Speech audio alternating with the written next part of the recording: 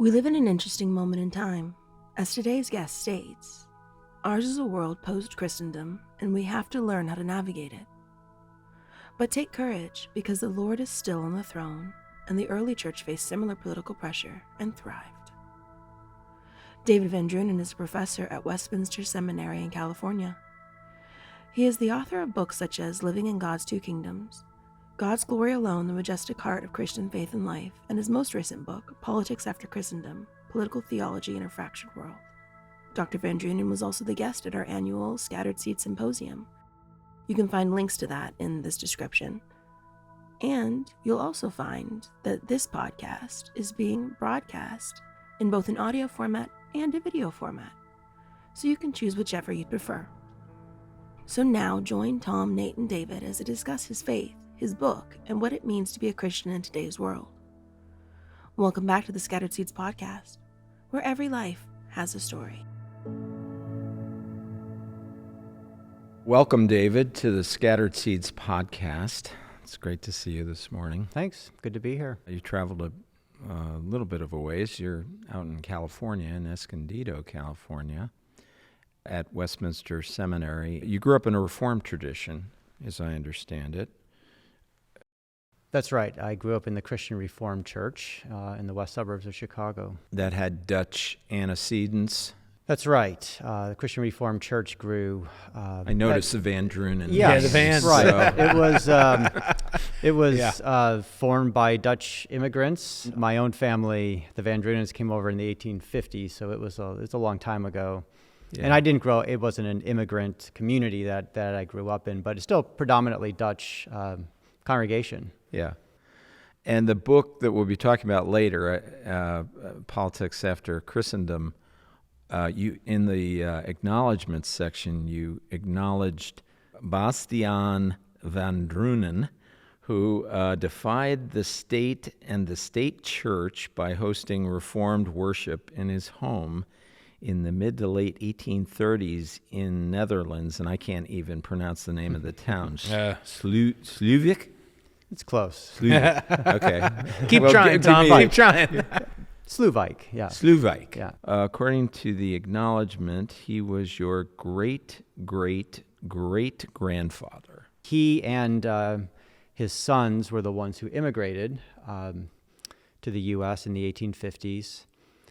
Chicago? To Chicago, yeah, to a town called South Holland, which is now it's a Chicago suburb. Then it was farmland.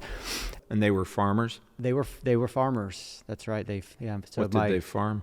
I think they farmed a lot of things, but they did chives and onions, and I think they did a lot of other things as well. But the thing that you're referring to, I actually learned that while I was writing this book, Politics After Christendom. I had known, or at least strongly suspected, that my ancestors were part of a movement which is called the Afscheiding, which means separation, or something along those lines in Dutch. And it was a movement out of the Dutch state church in the 1830s. So the Dutch state church was historically reformed and had become had really left its confessional reformed moorings in large part. And so it was a fairly small movement, although that movement produced such reformed theologians such as Herman Bavinck and Gerhardus Voss, both of whose fathers were pastors in those churches. There was a theologian in the Netherlands that came by and spoke at our school, Westminster Seminary, California, and I was talking to him about these things. He knows a lot about this history.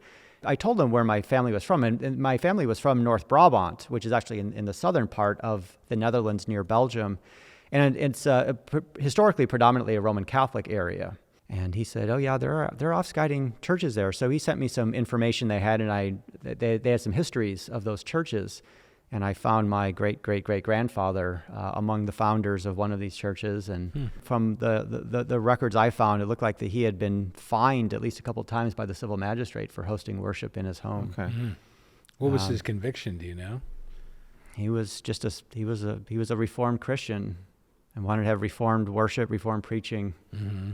And Just wasn't getting that in the state church. right. Okay. It was encouraging to me to see, a fairly distant ancestor of mine who was willing to pay a price. The faith wasn't just something. Obviously, I never met him, but apparently to him, his faith, his convictions were not just on paper, but he was willing to make real sacrifices, suffer real loss. You ever find for the sake of it. your back stiffening up and saying, "This shall not stand," as your grandfather, your great grandfather, comes upon you in some way? You're bonding with John MacArthur. And I thought the scriptural citation, Matthew 8:20, was interesting. The foxes have holes. Can you explain that? I was just curious. It's very simple. The account that I read about a worship service at his home, that was the text that was preached. Oh, okay. So I just decided that I just put that in the little note. At the same time, it wasn't just completely random. Books such as Politics After Christendom, it's a reminder that we should not look at this world as permanent. We have to recognize there's a transient character to this world. There's a provisional character to this world. We're sojourners. And we can't get too attached to the things here and now. If you're too attached to them, you're not going to be willing to leave the state church and get fined in order to have worship in your home. Yeah. So I thought it seemed like a fitting text. Yeah. Okay. What was the outcome of this protest? He just continued to worship. And it was a larger movement, and there was a new Reformed church or denomination, I guess we could call it, that was formed, and so this group that was meeting in his home formed a congregation, and they ended up building a building, and so it was established as a new Reformed church. Okay. When did the state officially disassociate itself from worship in Holland? I don't really know the history of that. I do know that the prime minister, at the turn of the century, in 1900s, was also highly reformed. You're talking about Abraham Kuyper. Yeah, Kuyper, right. Well, yeah, it's a complicated history. I mean, the state church continued on and on. Kuyper led a group called the Dolianche, which also broke away from the state church. Okay. Just about 50 or 60 years later from the Aufscheiding, which my family was a part of. And then in the 1890s, most of those two groups joined together to form what became known here as the GKN, the Reformed Churches of the Netherlands. But actually, it's probably 15 or so years ago that continuing state church and the church, this GKN, and the what we would think of as the mainline Lutheran Church all joined together to form the Protestant Churches of the Netherlands, which is sort of a broad Protestant church. So kind of like the PCUSA was here before it's well, it'd be a little bit like PCUSA and Methodists and Episcopal and Lutherans all coming together. That's right. It's a real smelting pot. Yeah. Okay. Which then I'm sure softened over a lot of distinctions. I was in the Netherlands for a month this summer, actually with a fellowship from the Protestant Theological University, which is it's their school for training their ministers. So they were very kind in flying me over and hosting me for a month. They have there's a professor there that I have collaborated with on some projects. It's I think they have a broad range of views among their ministers and people. Yeah. So then a continuing need for grandfatherly types to say, no, we need to have some distinctives here, and it's worth a small amount of suffering for. Yeah, it's not a confessional Reformed church. Mm-hmm. And so if you want to be in a confessional Reformed church, that's not where you would be. Mm-hmm. How is it that you didn't end up in the Dutch Reformed tradition? There's no real simple answer for that. I had the Christian Reformed Church was going through a lot of changes and some theological and practical controversies. when I was in college at Calvin College, which is the denominational school. A lot of vans up there, that's yes, for sure. That's true. That's true. And they're not moving furniture. No. And I decided not to go to Calvin Seminary. I investigated a number of schools, decided to go out to Westminster Seminary, California, where I now teach. And I remained a member of the Christian Reformed Church and during that time. And really, in some ways, it's more a matter of circumstance. Mm-hmm. It wasn't sort of a deliberate decision to leave the Dutch Reformed tradition and become a Presbyterian.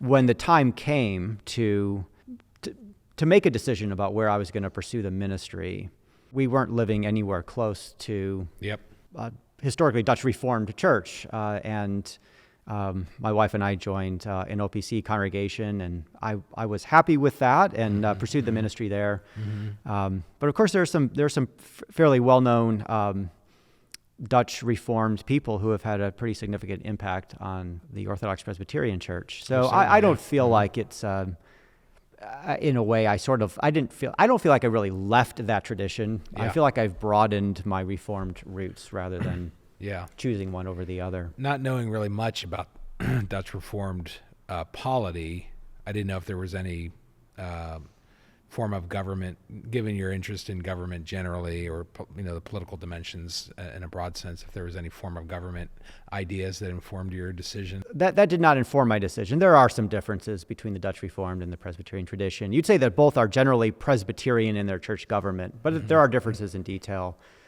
So there's some things I had to get used to. But I could have worked happily in either church polity. Yeah. Did you have a time at all in your life when you doubted your Christian faith? No, I'm grateful that I didn't. No rebellious adolescence? No, I really didn't have a rebellious adolescence. No, I'm certainly grateful for my upbringing, and I was pretty actively involved in the church, even when I was in high school, and I didn't have a rebellious stage. Wow. What drew you to ministry? I didn't go to college thinking I was going to pursue the ministry.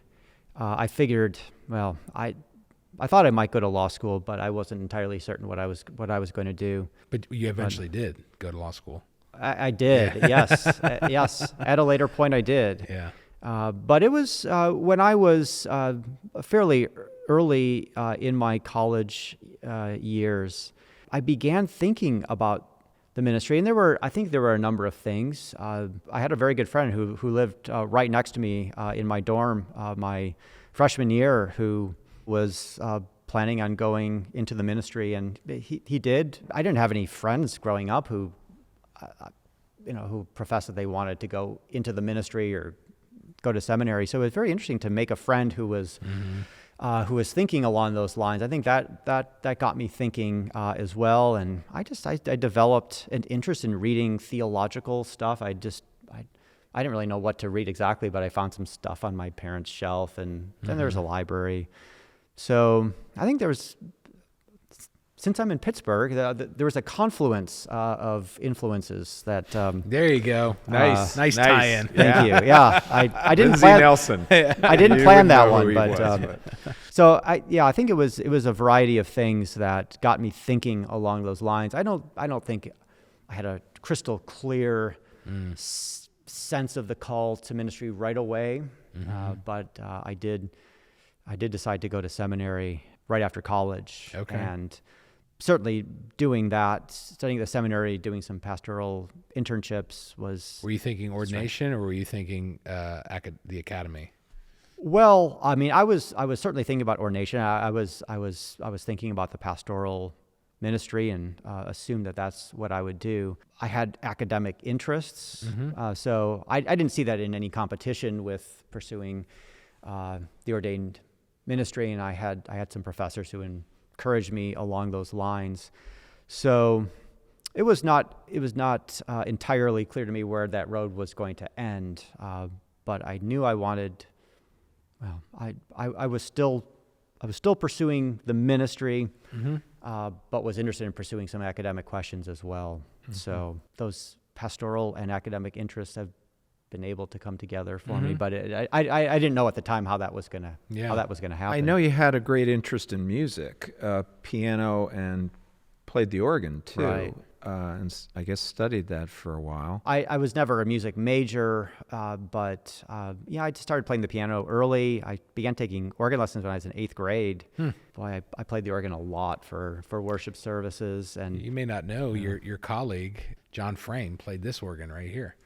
I don't doubt that. When he was he was my professor back in the early to mid '90s, and he would play the organ then. So We have a picture of him sitting at the and organ. I knew he was from this church, so that doesn't surprise me. Quite a gifted gifted player. So, what were your interests in high school? Baseball? Well, I mean, I guess if you're going to ask, what I really like to do, it's golf. I mean, I started playing. That's why you're Presbyterian. Probably. It's the golf. I don't know. Is that true? I don't know. It's Scottish, it's I guess. Scottish. It's Scottish, I Yeah. suppose. Yes. Although the Dutch actually have a claim to being even earlier Okay. than the Scots. Then but, you're ruined twice. yeah. But I started playing in maybe 5th grade or so, and Oh, wow. I never stopped loving to play golf. So So, what's your that's, handicap? Well, it's 1.5 at the moment. Oh, you're a good golfer. Whoa. So it's Whoa. it's something I enjoy doing. Yeah. That's nice. What's the drive for golf?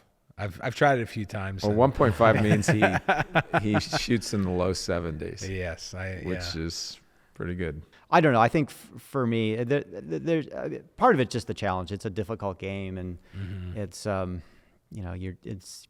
you're never going to be perfect, and you can always get better.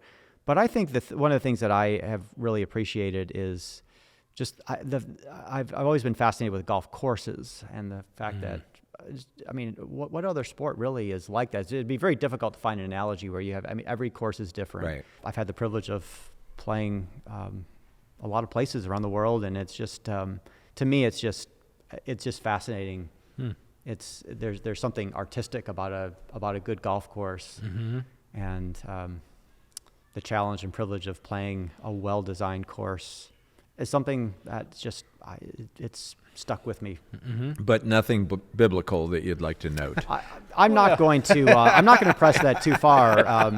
I do think, I mean, I think the closest I would come is to say that that playing golf is like the covenant of works.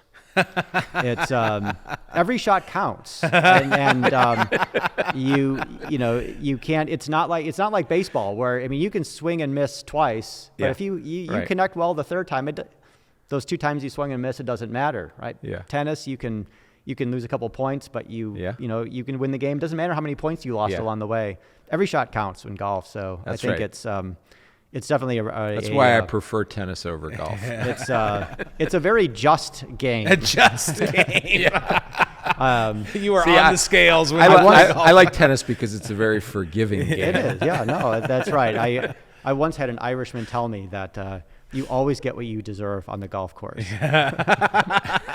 Not necessarily every single shot, but in the big picture. Yeah, I hadn't thought of that. So it's providential in some ways, right? I want to, before we move on, we are going to get to the book, but seminary education, being a professor and talking about your migration towards Westminster and now teaching there, I'm just curious, and I guess this has larger political ramifications in terms of, and cultural ramifications in the world. I'm just curious of your thoughts about the state of theological education today, and I've read some articles about I think what they're calling the looming empty pulpit crisis, with pulpits emptying out because of retirement and losses. Pastoral ministry. There's quite a washout rate. 50% over 5, 90%, and not even a wash in. there's If you not look as at the much- Catholics, the there's replacement a rate huge problem. There's a there. disparity there. Right. I was reading the article recently about Gordon Conwell, who my predecessor here was a graduate of, just recently selling their campus. The chessboard seems to be lining up in such a way that there really could be some kind of a crisis in the pulpit, not of scandal, but of lack of leadership. I don't know if you've if Westminster, California has considered that, and OPC considering that as recognizing that, if that's a problem, and what your thoughts are about that. A number of the major evangelical seminaries have just suffered major declines in enrollment, and I think there are certainly a number of factors. I mean, some of those are just cultural factors, is that, it's kind of well publicized that the millennials and Gen X, they're not religious, they're not staying in church in high percentages. There's also this demographic cliff where you just have less people, and that's just going to get worse in the coming years. It's less people in school. That's going to affect Christian colleges. It's going to affect all colleges. Yeah, all colleges. Sure. Right. But the big state universities are going to be fine, but it's going to it's going to be a lot harder for some of the smaller. Well, there's colleges in Pennsylvania, there's consolidation occurring within the state universities. Right. I've just noticed, I think in the past very recent number of years, what seemed to be more pulpit openings in the Orthodox Presbyterian Church with retirements, which in a way is good for our students who are graduating and who have opportunities. But I think, as you're saying, there certainly could be some real hardship for churches who are not finding enough qualified men coming through the pipeline to pastor. So, yeah, we'll see. One of the things that I've been involved in, I've served on the OPC's Committee on Christian Education for a number of years, and I've been involved with what we call the Timothy Conference. And in the years we've been doing, I think we started in, I want to say 2008. So we're coming up on 15 years now, and we've seen quite a number of young men who have gone through that, who have gone to seminary and are have been ordained, or who probably will be ordained in the near future. This is what we in the Orthodox Presbyterian Church have tried to stimulate our young men to be thinking about the ministry, knowing that you can't take it for granted at every generation that you're going to have well qualified, competent pastors. And it would be interesting to see what the cultural ramifications and fallout of that is if we aren't replacing and keeping pulpits open, and if the number of pulpits continues to diminish, what will be the aggregate effect of that? Not just in seeing seminaries sell off assets or close, but what kind of an America or a culture we're going to live in as a result of that. Yeah. Ultimately, we have hope, but it suggests that there could be some trying moments here in the future. Yeah, Jesus told us he said the harvest is ripe and you need to pray for workers. And, I think there probably have been times in history, probably in American history, where, I think where being a pastor, being a minister was seen as a prestigious place. You were the pastor of a church in a small town. You were one of the most important people in the town. Absolutely. And there are some real dangers of that. But in a sense, maybe a lot of people didn't feel like they had to be so concerned about attracting people to the ministry. Those who have wanted to be faithful pastors have always experienced hardship and affliction and trying. But I think this just gets magnified when you live in a culture in which the local pastor is not. This is not a prestigious position. This is not someone who's revered in the community. COVID exacerbated a lot of those things, and that was so hard for so many pastors. How was it for your church out in California? Because I know you have a church plant in Escondido, and you're a pastor there. No, or do I have that wrong? I would have to correct that. Yeah, it was a church plant in maybe 2003 or so. So it's an established congregation. I am not one of the pastors. I'm not on the session. I do worship there when I'm not preaching elsewhere. It's where my wife is a member. But I'm out preaching elsewhere often. So, but yes, that is where I worship. I mean, it was. If you're asking about COVID, it was challenging, but it was not. It wasn't horrible. One of the things that we're able to do in the San Diego area is worship outside 12 months a year.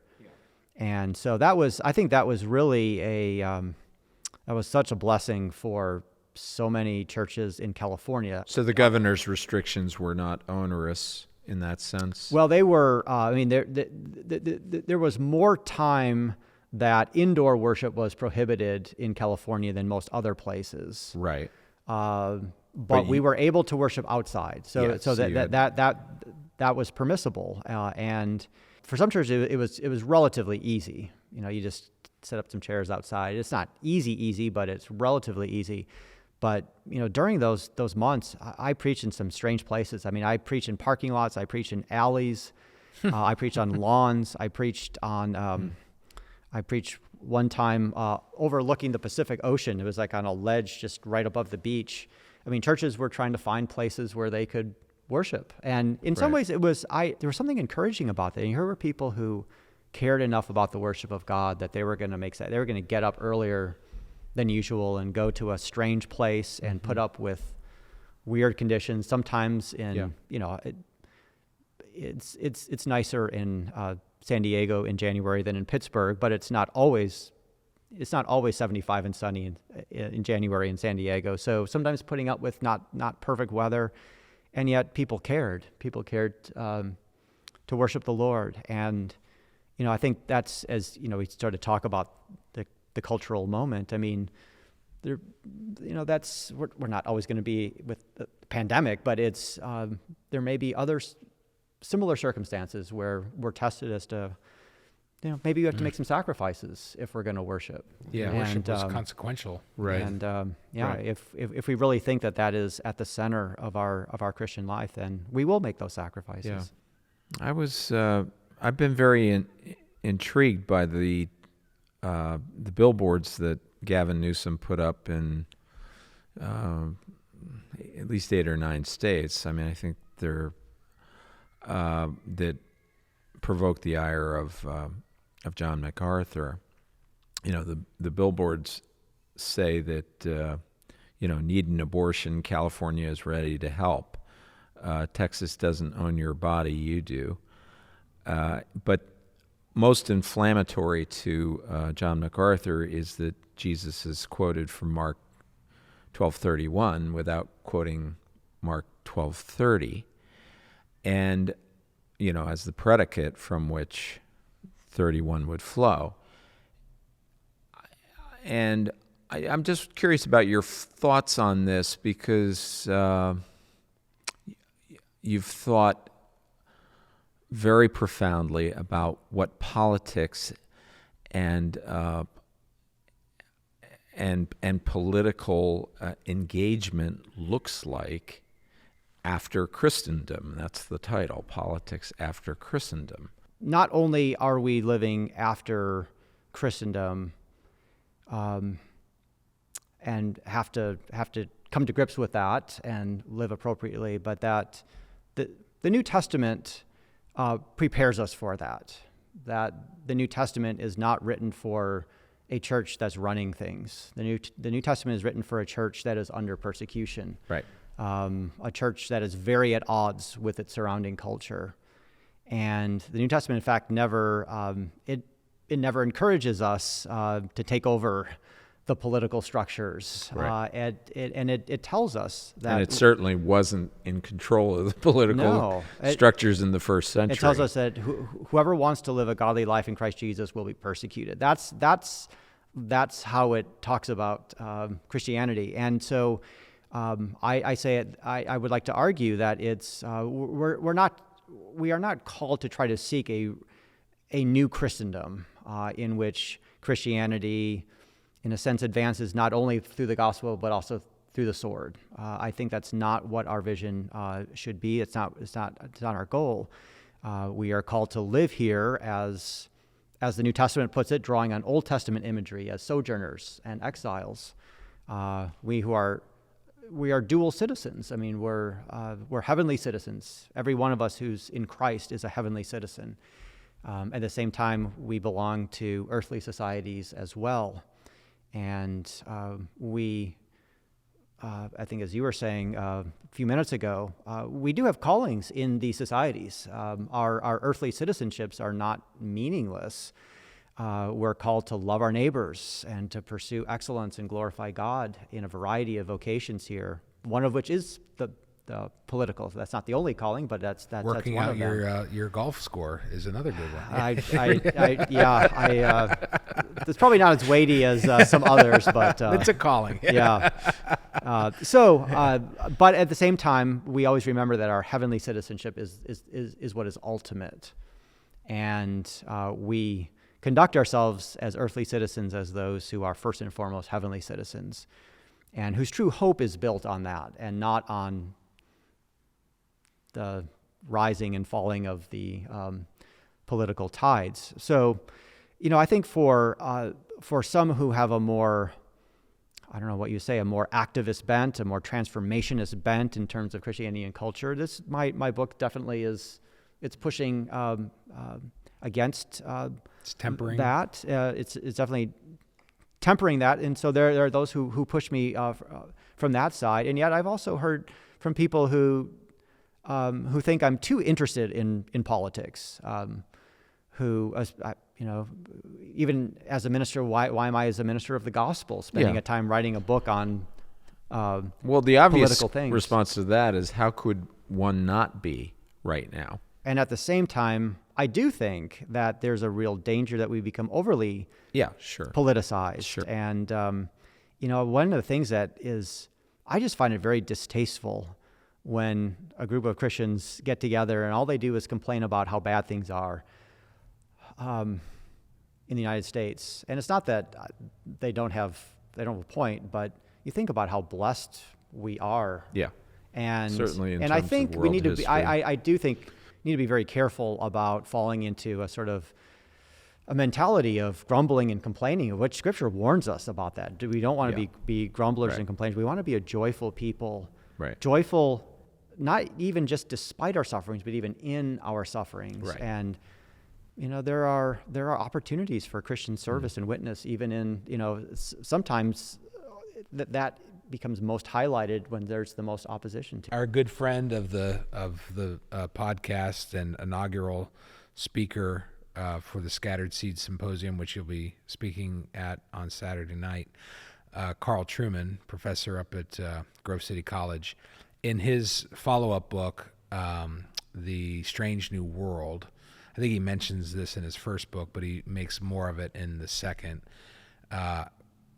has a developed section in that book where he's making some suggestions as to what the church can do to try to help recover from this expressive individualism phenomenon and the problems that are resulting from that.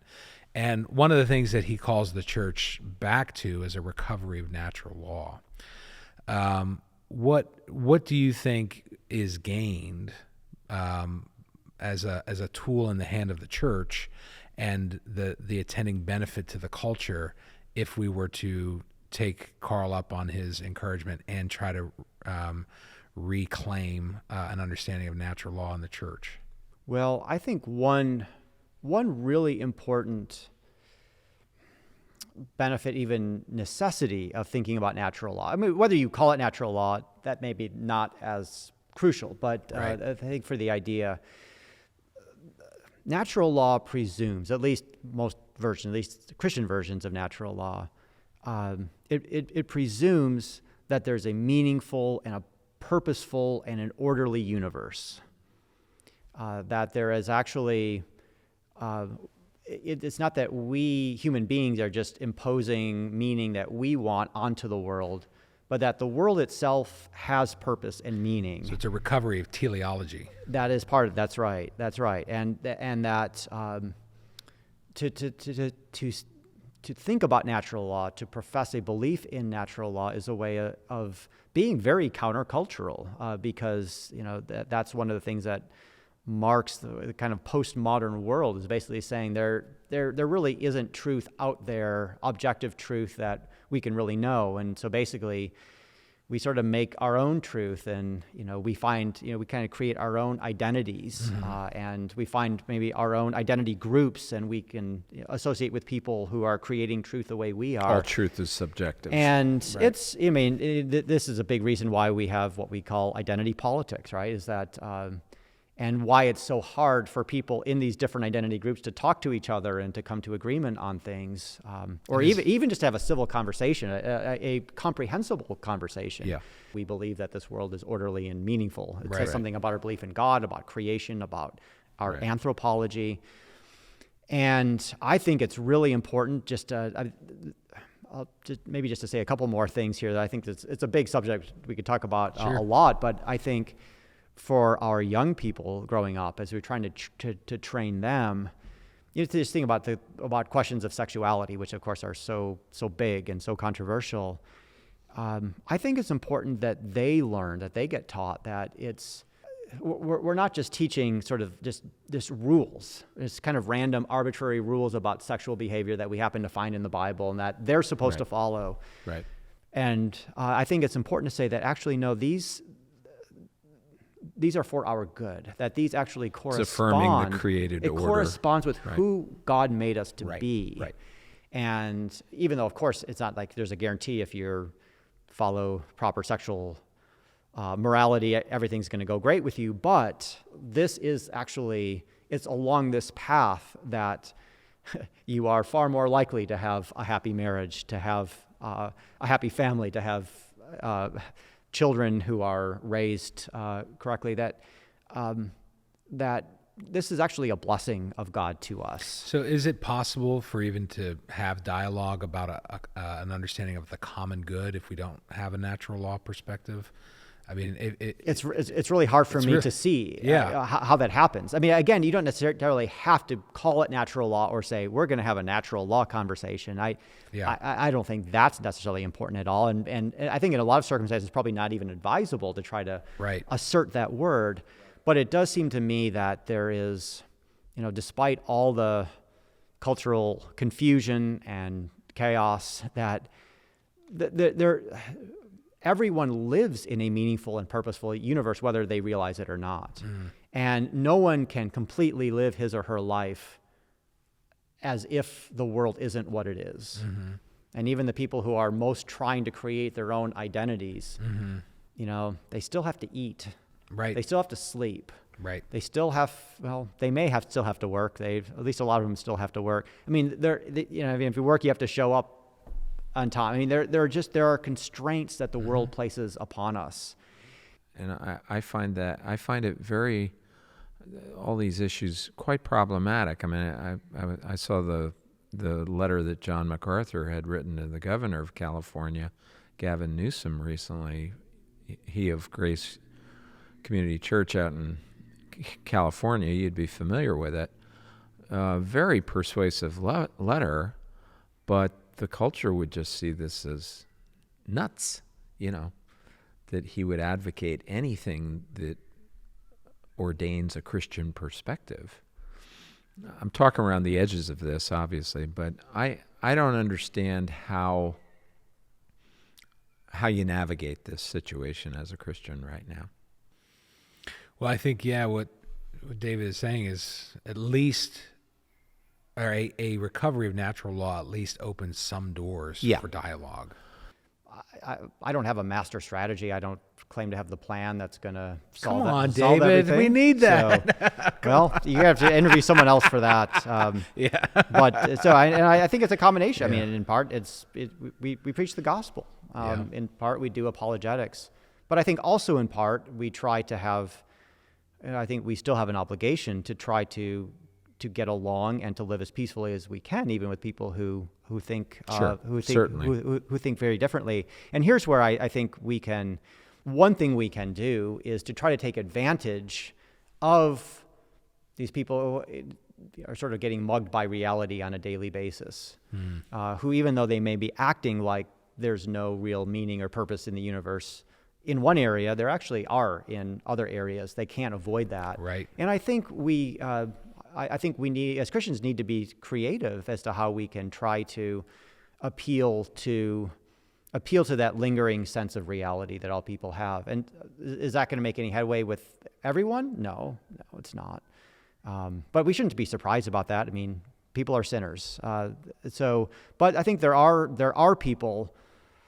There are persuadable people, or at least people that it can make an impression on, that can stave off some of the worst things. And it's not just Christians who see the ridiculousness of some of this. I mean, you were mentioning the transgender stuff, and some of those powerful writers against it are non-Christians. So it's not... Abigail Schreier would be a perfect example of that. I was thinking of someone else whose name slips my mind, but in any case... Right. Well, a recovery of natural law at least puts on the table a conception of teleology and purpose. We can have purposeful conversations. We can persuade and appeal to purpose, and an orderliness that informs that purpose, rather than and perhaps I'm not saying this is true of perhaps confessional reform, but certainly within broad evangelicalism, of an inconsequential faith that is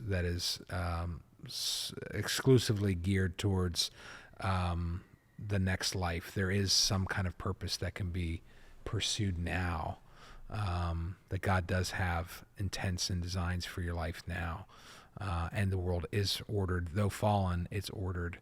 And to know that order, to live in accord with that order, actually is the thing that is consistent with the good life. And let's talk about the good life. I don't think there's anybody in the world who isn't interested in a conversation about the good life. Now, definitions of good are going to vary mightily, but everybody's interested in having a conversation about the good life. And natural law theory, if not named as such, at least the concepts in the background, give us some things to say and give us some things to talk about. So your book could very easily have been politics after, say, the religious right, or politics after a season in which the church had handles to big levers of influence, and that, for any number of reasons, is not the case anymore. But that doesn't mean that the church doesn't have work to do.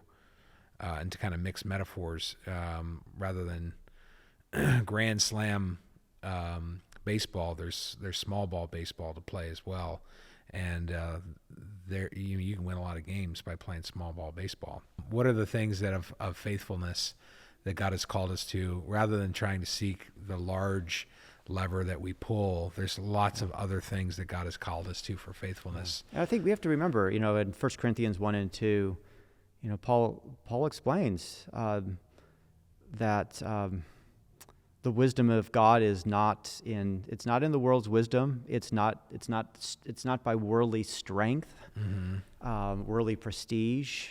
It's what is foolishness to God in Christ or what's foolishness to the world is God's wisdom to us in Christ. And yeah, I appreciate what you're saying. I don't know quite about the baseball metaphor there. I couldn't think of a golf one. But so. it's yeah. I mean, it's our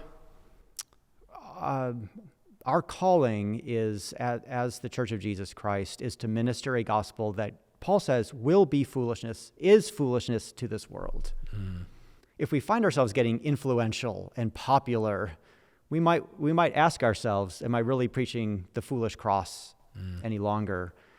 And I think that this whole topic, I think we always need to be very careful to remember, as much as we don't want to be, we don't want to suffer and die for Christ, and yet that actually is what we are called to do in the gospel. We're called to suffer and die for Christ. We should not be surprised when there's opposition. We shouldn't be surprised when we find things that are precious to us that are mocked or ignored by the world. And the things, and maybe this is the kind of small, that's right. And I, maybe this is part of your small ball analogy, is that, just calling one sinner to repentance in Christ. I mean, we know that the angels in heaven rejoice for that. Mm-hmm. That's not significant in the eyes of the world. Mm-hmm. You as a pastor of one very sick person and spending an afternoon just ministering the gospel to that person, that's meaningless in the eyes of the world. But that's immensely important in the eyes of Christ.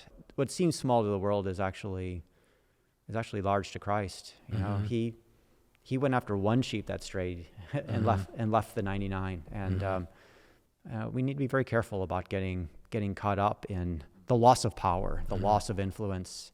It's really, Christ warns us, that's not really yours to be grabbing anyway. One of the strategies and tactics in your political theology, David, seems to be sort of a theology of neighborliness. As dual citizens, we live in the polis, we live in a city, and we all have neighbors. What is the church's responsibilities to, I don't know if it's a recovery, but a reaffirmation of a conception of neighbor? You think about, okay, what is our fundamental calling towards our neighbors? Well, it seems pretty clear in Scripture that it's to love them and serve them. Right? It's not to gain power over them. It's not to lord it over them. It's to be servants. And you know, it's easy to say. Of course, it's a lot harder to do. I think it's something we need to constantly be exhorting ourselves to do. And that's not just those who are really good neighbors or neighbors who tend to agree with us on things. That we're actually called we're called to love our enemies.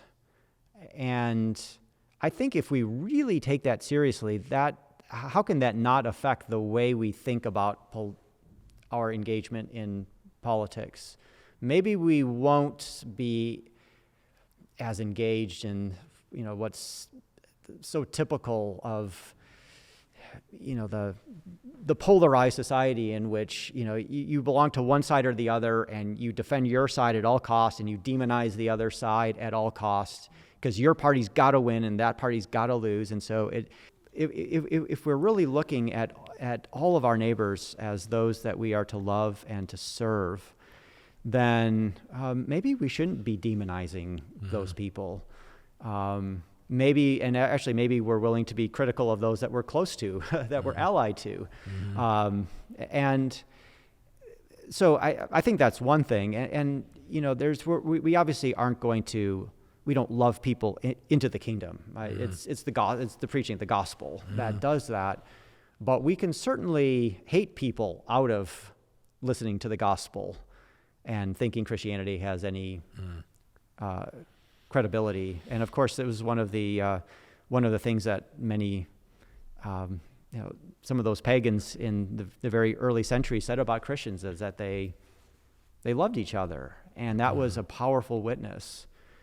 Just the category of neighbor, making sure that's a part of our distinctive life as followers of Christ, rather than a dehumanizing or an objectifying or a politicizing.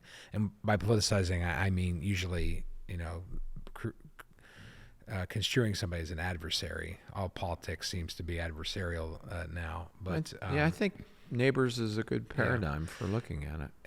But in addition to that, and so my follow-up question would be, in order to be a good neighbor and to be a faithful follower of Christ and to serve and love our neighbor in the fullest capacity that God has called us to, there's also elements, I think, and I'd be curious to hear your thoughts on this, there also has to be elements of discipline as well. As we're thinking about how to be good neighbors, and you know, as somebody who's in the Reformed and Presbyterian world, I'm not as familiar with the OPC Book of Order, but I'm assuming you've got an entire book in there called the Book of Discipline. And in what way does the category of discipline help us to be good neighbors?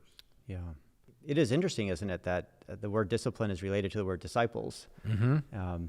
We're called to make disciples. So in a way, we're called to be disciplining. And so, yes, I think it is crucial for the church.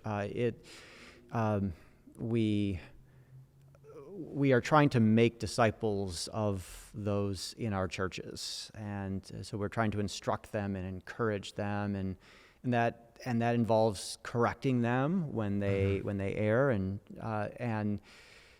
it's only that way that we will have increasingly growing, maturing Christians, and we know that that's true of our children. Our children aren't just going to grow up to be godly adults if we just let them go their way. And so I think, one thing that comes to mind is that as churches and as families, Christian families, as they pursue discipline, they are making their church members, their children, better agents of Christ in this world. More mature, more wise, hopefully more loving, and that in itself would be a blessing to our larger society.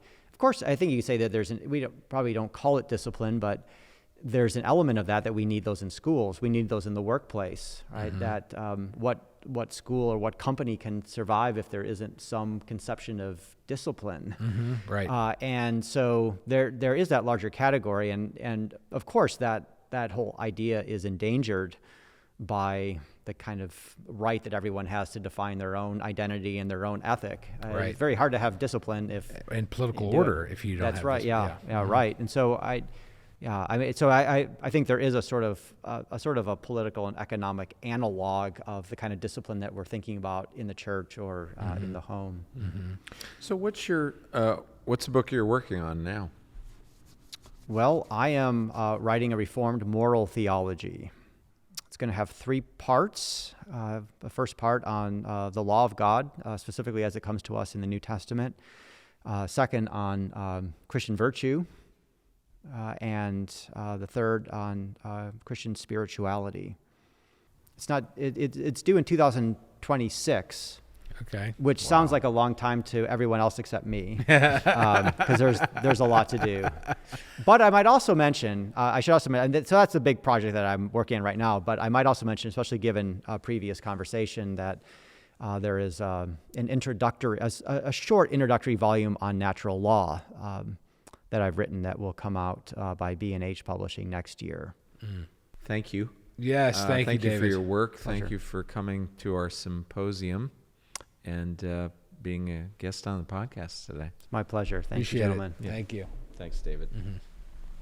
God bless you. Thank you. Love your neighbor as yourself. It was interesting how a discussion on politics and natural law led to a discussion on Christian discipline and being a good neighbor in a broken world. Today's rhetoric has gotten so wrapped up in us and them thinking that it has even crept into the life of the church.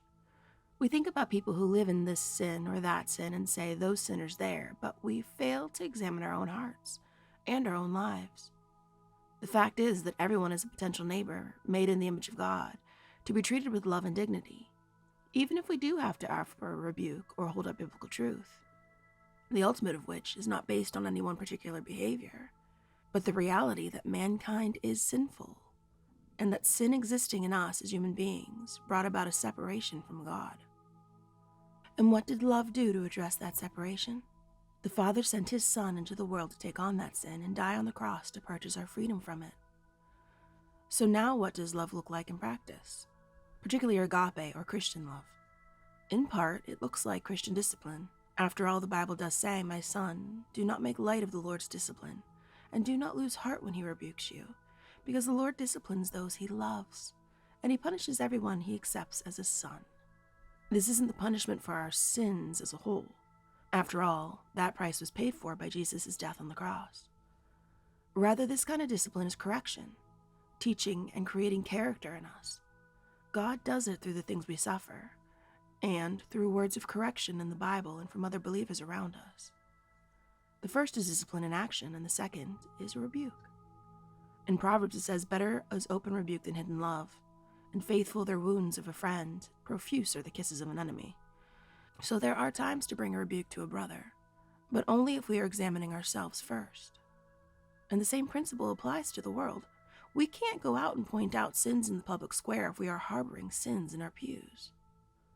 There will be no power behind that kind of rebuke. After all, judgment begins in the house of the Lord rather than outside of it.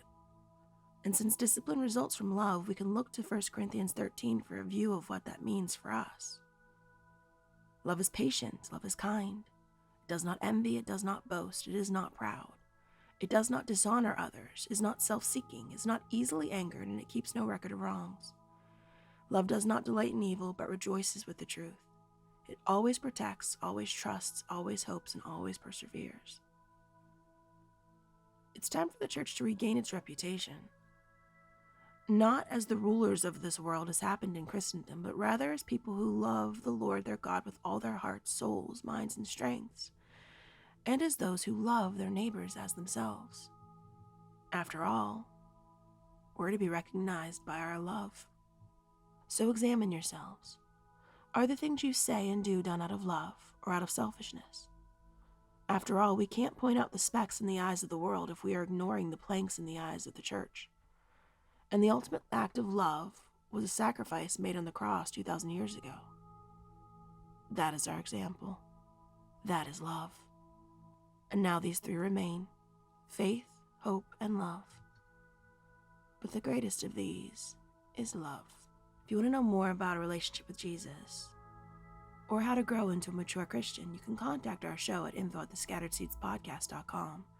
That's info@thescatteredseedspodcast.com. You can also find us anywhere where podcasts are heard. And remember, as a special treat, this podcast was released as both an audio show and a video broadcast. So whichever one you enjoyed, come back and listen or watch again for the full experience. Thank you for joining us for another episode of the Scattered Seeds Podcast. We hope to have you back next time on the show where every life has a story.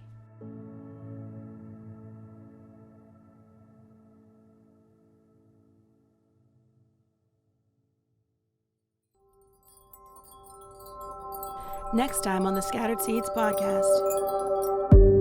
When God looks at me, yeah, I'm a sinner just like some people that we think are terrible sinners. But when he looks at both of us, he sees Jesus. And that's how I can say, Abba, Father. The Scattered Seeds Podcast is brought to you by Beverly Heights Presbyterian Church and our friends at Grove City College, where faith and freedom matter.